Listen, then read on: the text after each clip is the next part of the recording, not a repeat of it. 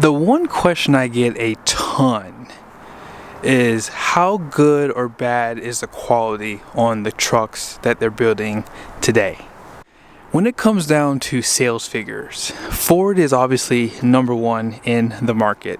Now, I can't remember, do they now split up the numbers for the half-ton trucks compared to the Super Duty trucks? Because I think they put them all together, and so now that's how they get there. We're the #1 selling truck in America. Now, obviously, when you sell a lot of trucks, you're gonna have what they call a lot of issues. No matter how you slice it, you're gonna have some things that fall through the cracks. The reason why I'm doing this video today is because some people do beat on Ford about their quality. And in this video, I'm going to kind of agree with some people. Now, obviously, I've never owned a Ford truck, so I'm not talking about longevity, reliability here. I'm just talking about overall quality. Now that I can talk about because I get in and out of trucks all the time. And one thing I've noticed this year about Ford trucks is they're just small things falling through the cracks. Now, one of the issues that I found with a truck was on the side of the seat. Let me show it to you really quickly. You see right here? You know how they have this chrome treatment around the seat here? Well, some of the trucks that I reviewed will either have it missing or have a mismatch material that they use. So they'll use satin or they'll use this bright chrome like this.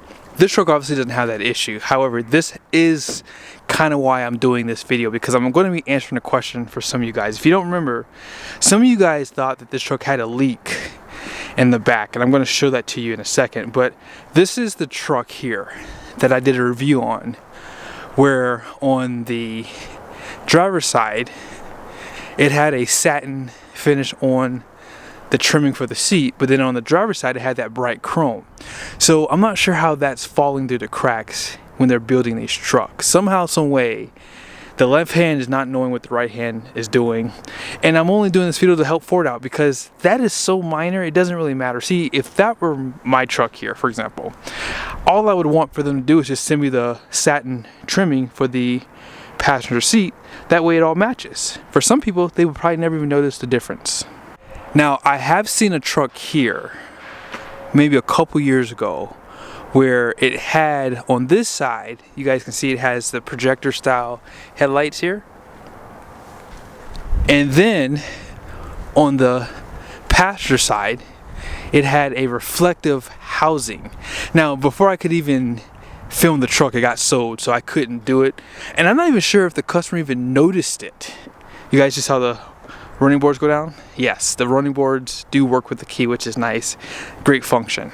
Now, something else I want to talk about in this video really quickly.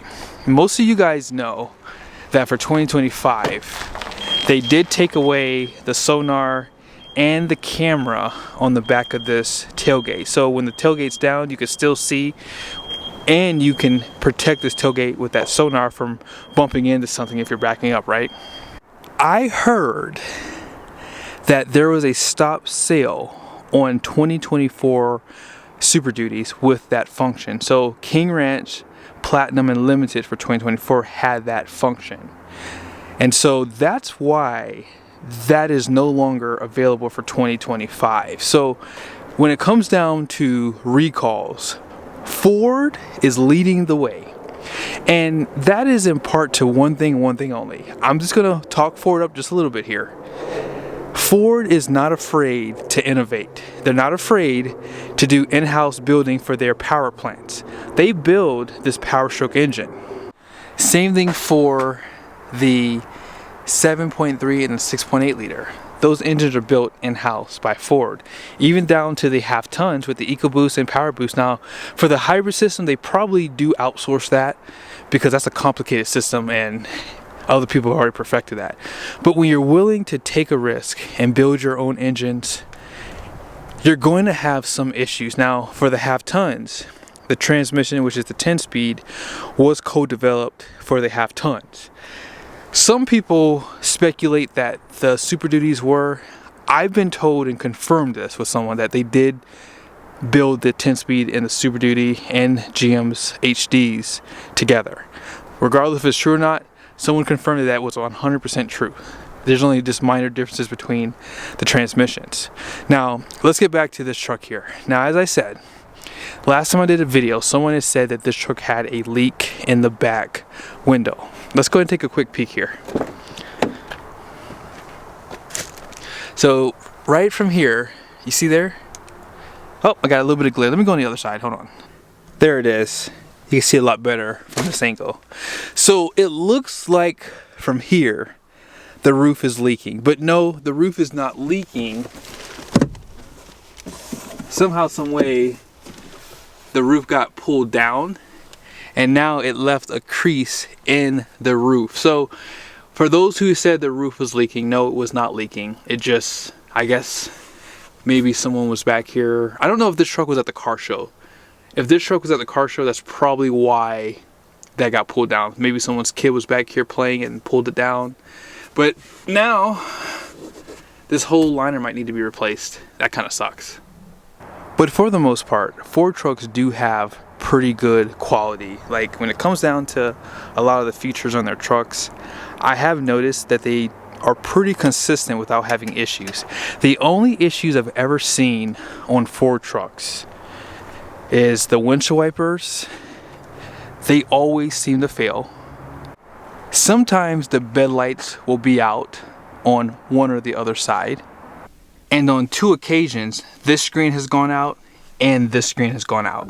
You guys probably remember I did a comparison with the tailgates one time between the 3 American manufacturers with their specialty tailgates, and on the F-150 in that video, this screen was out. So yes, the question is, are Ford trucks going downhill when it comes down to quality?